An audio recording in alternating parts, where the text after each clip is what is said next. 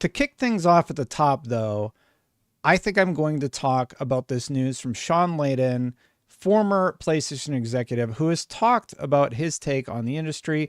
I think he has had good takes, he's had bad takes, but this one was a bit interesting. So, former PlayStation exec says console arms race has plateaued. Now, this is a take that I have said for years. I've been roasted for. A lot of people have been giving me a hard time about it, and he agrees with me. And most analysts actually agree that the consoles arm race has kind of hit this saturation point. We're not going to see astronomically larger numbers. And to a larger extent, I wanted to talk about this as the front running topic because I actually think this is a bit true about the entirety of gaming.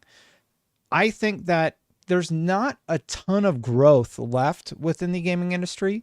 There are more people gaming every day, but I think those gains are going to be a little bit less than we've seen in the past because we've sort of hit this point where games are these massive properties, everybody's playing them.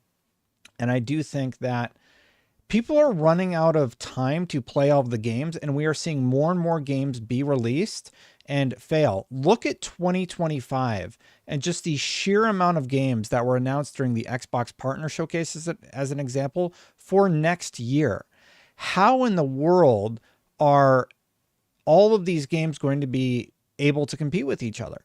For a long time, this has been true on Steam. This has been true on all sorts of platforms where games just have a hard time making it out of the market. And when the AAA space, which basically throws, $200-300 million at a project, falls flat on its face and it's losing to something like Helldivers 2, it is rough. Now, within this realm, we did have a question from The Rock's Right Bicep, who just subscribed for 2 months over on Twitch. And he sort of asked about the PS5 Pro. He said, will you be getting a PS5 Pro? I can say, yes, I'm going to be getting it for work. And he said, if so, why will you be getting one? I'll be doing analysis for IGN in terms of frame rate, some of the better features of the console, if there's any fallbacks or things that could be improved with the console, things that consumers would want to know, especially around launch time. And generally speaking, we want to post the highest fidelity gameplay we possibly can over there. And same thing for no, why you wouldn't be getting one. Curious for your input because I personally don't have a PS5 and want to hear your opinion because I've followed you for years on YouTube, so I value it completely. Well, on the PS5 Pro front, I do think if you don't have a PlayStation 5 and you are looking to just get in on it, the improvements are so small that you would be just fine getting a standard PlayStation or even a PlayStation Slim Digital, especially if you're an all digital gamer. Now, if you have discs that you want to improve, I think the PS5 Pro is for graphic enthusiasts who have that expendable income, who have that extra money and are really, really excited about having the cutting edge technology. The improvements are noticeable if you're looking for them, but honestly, I think you could do just fine with a standard PlayStation, and I think that's why they're not like selling out like they used to. Yeah, it's sort of a question you have to ask yourself about whether or not you care about graphics that much. Where like, oh, the grass blades on the PlayStation 5 Pro look less blurry, but is that worth the $300 price increase or whatever it might be? But to get back to the overall console topic, and I hope that answers your question, The Rock, Shawn Layden had this interview. It's all over the internet right now. I have ad block turned off, so there's ads all over the place. Apologize in advance. But he basically said, former PlayStation exec says console arms race is plateaued. And I do think he is right. I don't think we're going to see anything breaking records or anything like that anytime soon. And he says, who won? AMD. And he's absolutely right because AMD ended up providing all the components for a lot of the consoles that have been provided to all the console manufacturers. So let's just read about it a bit. We've done these things this way for 30 years. Every generation, those costs went up and we realigned with it, he replied. We've reached the precipice now where the center can't hold. We cannot continue to do things that we have done before. Layden added that he believes that in order for the console market to remain healthy, they must also appeal to a broad audience and consumers who weren't previously players. It's time for a real hard reset on the business model. Big agree on this one. A hard reset on what it is to be a video game, he said. It's not 80 hours, it's not 90 hours, but if it is, that's a whole different category. If you've liked the video this far, be sure to consider hitting subscribe, hit that bell to know when notifications go live, especially if you've enjoyed the content this far. Yeah, and I think this idea that every game needs to be 80, 90 hours has sort of seeped into game design, where design is negatively impacting your overall experience of the game. If you have a cool feature, like I'm playing the original Red Dead right now, hunting is a big part of that game. And it was something that they thought about, they fleshed out, and it's really, really good, right? However, in a modern game, hunting might be like this whole separate thing that you could seep 20 hours into. Or tower liberation, like Ubisoft has this sort of template formula where you need to liberate all the towers to unlock the map, and then you sort of build upon that. And you know, for me, I think it's gotten bloaty. Game design has gotten a little bit bloated, where they're trying to do too many things in the game, or they're stringing you along with all these side objectives you could do, and there's just too many of them. You have 5 different kinds of collectibles. You have to unlock the fog of war on the map. You have to do all these things because, as Shawn Layden is alluding to here, they have to justify that the price of their game, first of all, and they have to justify releasing a game at that price point and keep players hooked so that they end up in the microtransaction store or whatever. And I think it's really unfortunate because AAA games, I think, have suffered under their own weight because of that reason. So when asked about future console hardware, Layden said he believed that a power boost on its own would not appeal to the majority of players. It is plateaued. We're at the stage of hardware development that I call only dogs can hear the difference, he said. If you're playing your game and sunlight is coming through your window onto your TV, you're not seeing any ray tracing. It has to be super optimal. You have to have an 8K monitor in a dark room to see these things. I get what he is saying. He is basically saying, like, if you need a digital foundry video where they do 300% zooms on the grass and talk about the improvements on the grass, and they have to, like, or the performance reviews that I do on IGN, if you have to analyze the frame rate to show, oh, look, you're getting like 5% more frame rate on your console for Dragon's Dogma 2, it was a fun game, but yeah, the frame rate was really, really bad, and it's still not going to hit a lock 60. It's just like, I think the majority of consumers are not going to care about that. And that's why I thought the question up front was a good one to address, because it's just not something that the majority of players are looking for. Look, if you are going to get a PlayStation 5 Pro like me, I totally get where you're coming from. But we are definitely not the majority, right? We are not the people that are, or we are the type of people that are looking for those tiny little details. And part of the reason I look for them is because it's part of my job. Now, if I was really thinking about whether or not I would get that new piece of hardware, I waited for the PlayStation 4 Pro. So if I didn't need it for work, I probably wouldn't purchase one. I probably would have just stuck with my PlayStation 5 and waited it out till the PlayStation 6 generation. My whole thought process with the PlayStation 4 Pro when it came out was, oh, I'll wait for a price drop. It never came. And then the PlayStation 5 was coming out in like a year. So I just never worried about it.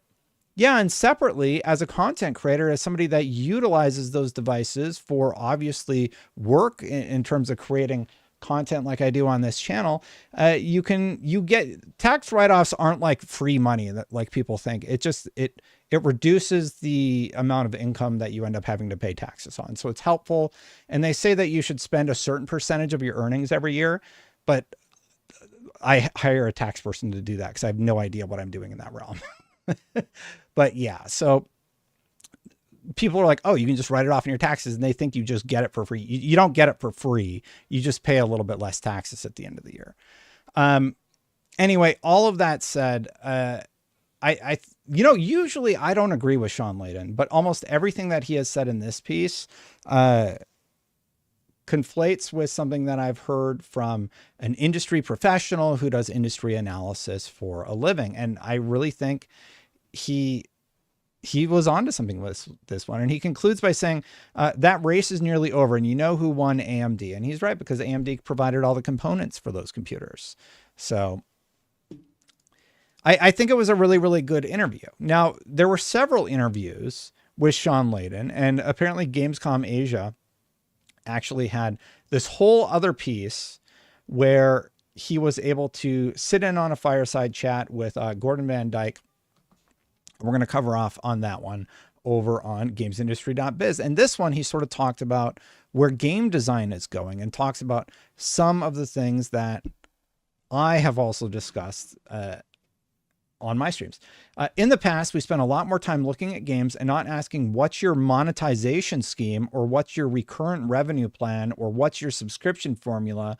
We asked the simple question, is it fun? Are we having a good time? If you said yes to those questions, you'd usually get a green light. You didn't worry so much about the end piece, for better or for worse. Of course, back then you didn't make a game for millions of dollars, so your risk tolerance was fairly high. And honestly, like I really just wish like most AAA designers and the people hitting the green light, there are so many things that they have to consider when they're making a AAA game. Okay, do we have all of the bells and whistles that gamers have asked for? Like, are the graphics up to snuff? Are all of these things looking the best that they possibly can? Secondarily, they asked like, okay, well, what's our monetization structure with the skins? Well, let's make sure we save the best skins for the people that are willing to pay, $23 for the horse or whatever you end up paying in Diablo for whatever skin that you don't earn anymore, you actually just purchase. And I think that's really, really unfortunate. Literally the first, and I talk about this all the time, the first video I made on my personal YouTube channel was stop buying microtransactions. Vote with your wallet. I've been saying that for a decade now. I think that video is like 9 years old, but the fundamentals of what I was talking about in that piece, which nobody watched, was if you keep spending money on the microtransactions, on the battle passes and such, it is a poison eroding away at the fabric of the games that you want to play, because now we're in this future where every game has to have something ripped out of it, put in a store so that they can sell it back to you using an upselling tactic, to the point where Ubisoft is literally releasing several SKUs of their games. They have the main game that you can just buy for $60. They have the middle of the road game. They have the $100 collector's edition game. And then they have the subscription plan so that you subscribe to Ubisoft Plus Premium. And it's really unfortunate that we're in this place, because back in the day, the Halo Bungie devs basically said, hey, that sticky grenade's pretty fun. There's our 3 seconds of fun. Can we build a whole game around that mechanic and build it out from there? And going back and playing something like Red Dead, which granted did have cosmetics, even as far back as Red Dead, they had Undead Nightmare, which was a DLC package. They had costumes that you could buy, and that's all fine. But it's gotten to the point where I think gamers are fed up, and they're just like, yeah, you know what? I'm not going to buy all this stuff in the store. I'm not going to be a whale, or at least I hope that's what we're seeing in the industry. I hope we're seeing a breaking point with how people are choosing to spend their money in these worlds that they end up exploring. He continues on. Today, the entry cost for making a AAA game is in the triple-digit millions now.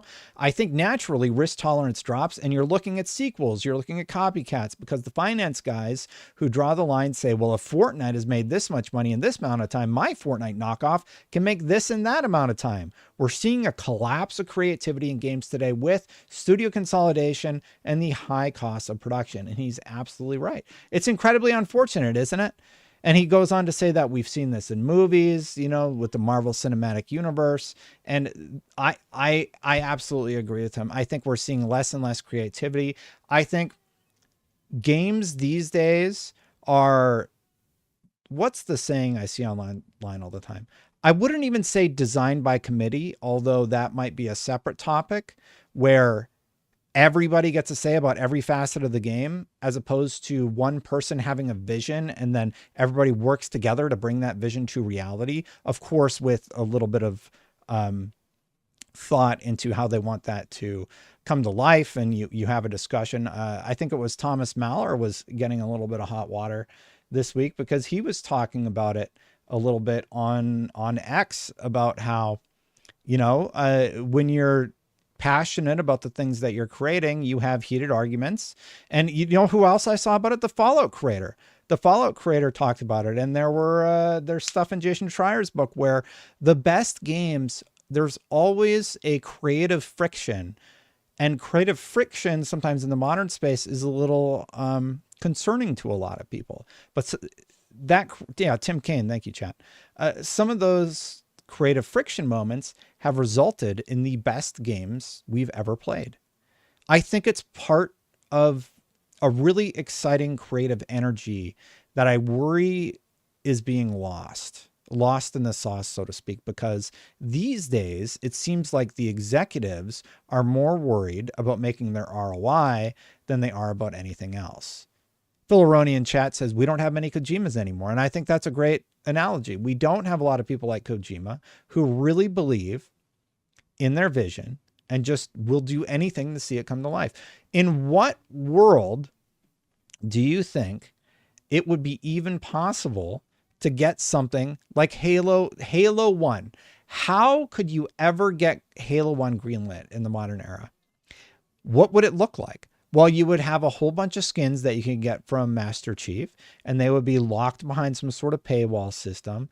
The multiplayer maps, you would have literally half the amount of multiplayer maps because they would sell you, multiplayer maps, or they would release them as part of their season pass model.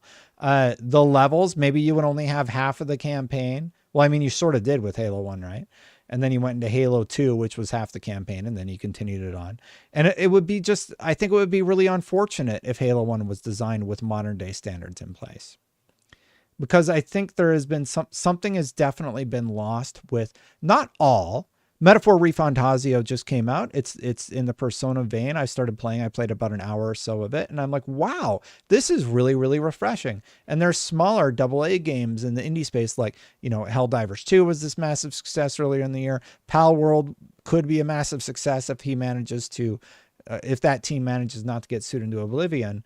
But we're at a really, I considered it an unfortunate time, honestly. There are great games coming out here and there, but there are so many colossal disasters that result in studio closure that it's really tough to make those bets these days. And honestly, I was asked by Rami, I forget his last name, but he said, well, if you had $100 million, would you bet on one $100 million bet or 10 $10 million bets? And I would take the 10 $10 million bets, honestly. I would rather fund 10 indie games and then build them up from there. But that's not the play most people are making. They're going all in on Suicide Squad, and they're saying that they need to have all of the cosmetics and they got to do all of this. They have to have all of these check boxes checked. You got to have the best graphics. You got to have the battle pass. You got to have the skin. You got to have the store. You got to have the season pass. You got to have collectibles in the game that aren't particularly fun to get. And you got to have loot to chase. And don't give them too much loot, because if you give them all the loot up front, and if it's too easy to get, then you know how it goes. And it's really, really unfortunate that that's where we are in my opinion. He continues on, in the gaming business, you have Call of Duty, Grand Theft Auto, indie stuff, but then that middle piece, that middle layer that used to be where Interplay, Gremlin, Ocean THQ, all those companies made their money, that middle piece is gone. If you can become AAA, you survive, or if you do something interesting in the indie space, you could, but AA is gone. I think that's a threat to the ecosystem, if you will.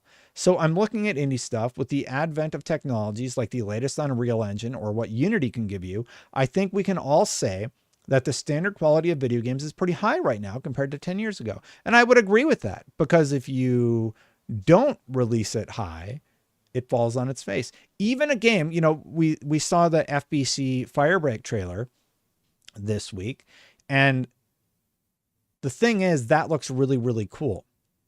Talking about Remedy for a second, though, Alan Wake still isn't profitable. Alan Wake 2 still has not broken into the profitability margin. And I respect the hell out of Remedy for taking a swing at a game like Alan Wake 2 and saying, you know what? We think this will become profitable.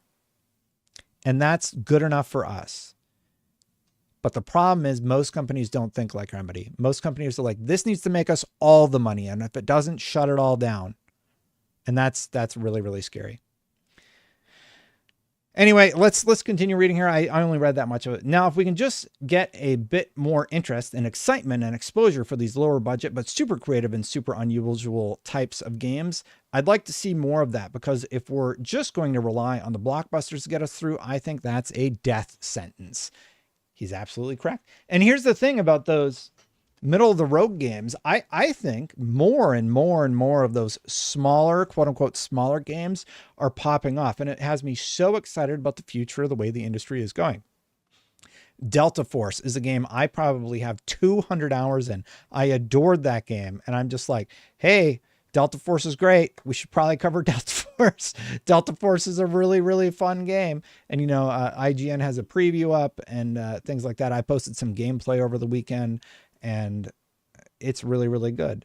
And then there's the question of physical media. We do have the question of physical media in chat from The Rock over here. He said, I work for GameStop, so I personally love my discs, mainly because they're the same price as digital. No reason a digital game should be the same price as a physical disc. That's the only downside for me.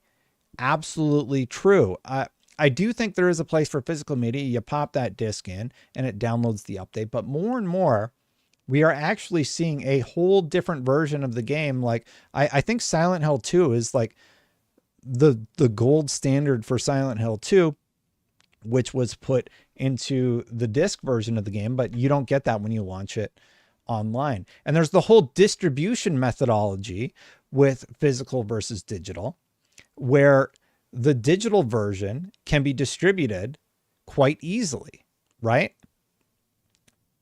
The digital version, you just say add new code so that people can buy game. So yeah, that's a little bit crazy. Anyway, bring something that you sort of challenge yourself to see. The gaming media, this medium is so flexible. It can do many different things, he continued. So I think your strengths in AA are going to be that your time to market should be faster. You know, to get 1,500 developers to do the next GTA, that's not the place you need to go for your AA.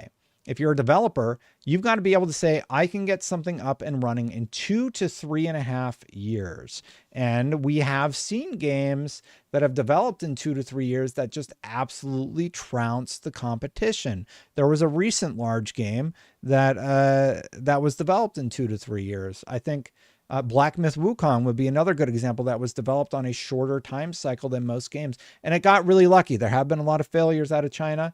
So don't get me wrong about the China market. They have had their fair share of failures, including the studio that made Black Myth Wukong, and it's only been going up from there. If you're going to pitch your AA game and in the first 2 pages of your deck is your monetization and revenue subscription scheme, I'm out. Your first page has to be, this game needs to be made and here's why. Well, I'm glad one of the investors say that.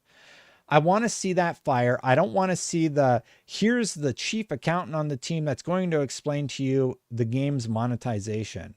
He also talks about AI. Artificial intelligence has been in gaming since almost the first or second games ever made. So all this excitement about Gen AI, I find kind of humorous. I do see its applications in certain places for certain things, but it's just a tool. It's not a savior. It's a tool in the way that Excel is a tool. It just helps you speed along your tasks. One good example would be utilizing AI to help you find all of the assets that have a certain term for them within your engine or something like that. Something where it can like watch video information and say, hey, I need all of the instances where our QA team was doing this bug and they encountered this bug. So give me all the video clips of those. Like that's something that AI could be really, really helpful with, is just something off the top of my head. So that is really, really interesting. And funny enough, that's actually what he sort of discusses. I think it helps with ideation. You can get a really good pitch deck done fast using AI. Finally, Layden also touched upon the opportunities that Asia represents for the games industry. This is a big one. I do think that Asia isn't held to the same standard that the Western market is. I think in the West, we have a lot more. I think there's a little bit of confusion on the development side as to what gamers actually want versus what gamers say they want. There's what gamers say they want. Oh, we need the best looking graphics in the world. Okay, explain why Palworld was so successful.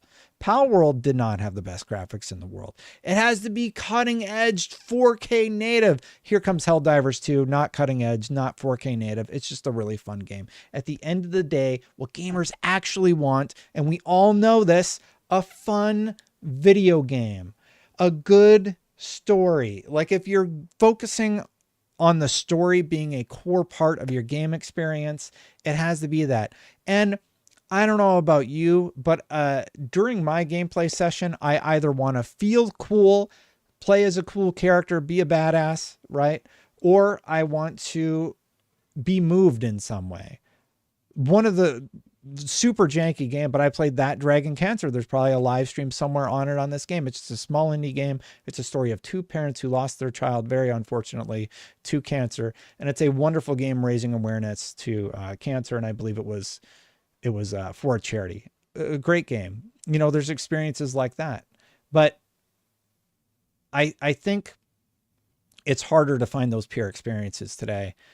And that is one avenue where I don't feel like the Asia market is as beholden to as the Western market is, right? I think, like I said, something is being lost in translation between what gamers say they want and what they actually want. I think gamers are very loud on X, and there's a little bit of confusion. Like guys, you're not going to get native 4K games on consoles for a long time. I'm just going to break it to you now. I don't think you're going to get native 4K on most of your PlayStation 5 Pro games, maybe PlayStation 6. But honestly, PC gamers are really happy at that 1440p mark anyway.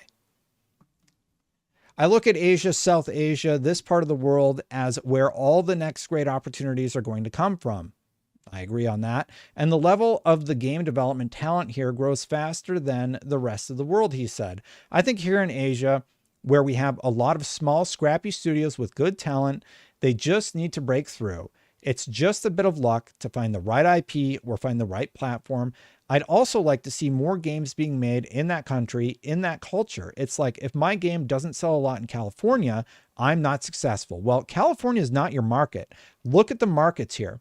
They're growing. The economies are robust. There's more disposable income. You can make a great game in Indonesia for that market.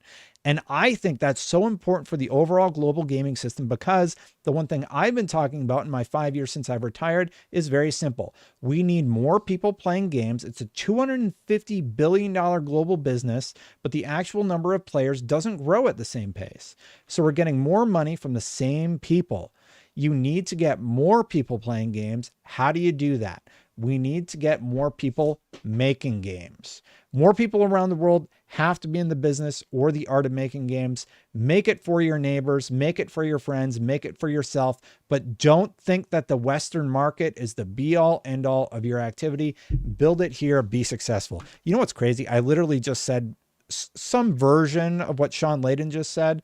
And I find it interesting that he is coming to the same conclusions. I think you need to stick to your vision. Like I think Sean Murray is a great example of somebody that made something. He believed in it. He started doing it as his inspiration. And some of these other games that, you know, inspired him when he was younger. There was like a space adventure game that was on the DOS that he really, really enjoyed. And Sean Murray, if I said Shawn Layden, you know who I meant. And I think there's something there, right? There's something there that I really, really admire and appreciate, because all too often we get caught up in chasing these trends. And I love it when a developer sticks to what they think is going to work, and then they see great success for that happening. Thanks for watching, everybody. If you like my content, hit that subscribe button, hit that bell. If you did hear a whistle during this video, that is my son having fun. So I do apologize for that. but he's allowed to do that, right? Thanks for watching, everybody. I do greatly appreciate you hanging out. Thank you so much to the members. If you want to become a member and support this channel, you can do so by clicking that join button right down there at the bottom of the screen. You just click join and you can see details. You can support at whatever level. It all supports this channel. And before I go, check out this video that I'm going to link to. It's probably related to the thing that I'm talking about. I'll see you for the next one. Bye for now, everybody.